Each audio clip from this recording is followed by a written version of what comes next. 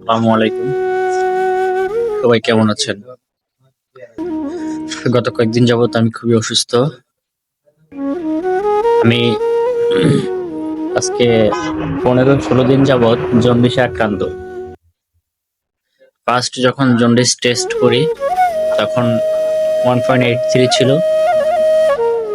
তারপরে যখন আবার টেস্ট করি এক সপ্তাহ পর তখন জন্ডিস 0.63। গতকালকে যখন টেস্ট করি আবার তৃতীয়বার তখন ওটা হয়ে যায় বরাবর 4 পয়েন্ট। বুঝতে পারছেন খুবই মারাত্মক অবস্থায় আছে।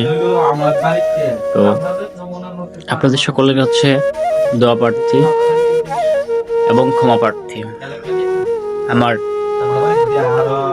চলাফেরায় কথাবার্তায় যদি কাছের বন্ধু বান্ধবের আপনারা কখনো মনে কষ্ট পেয়ে থাকেন দয়া করে আমাকে ক্ষমা করে দেবেন, ক্ষমা সুন্দর দৃষ্টিতে দেখবেন।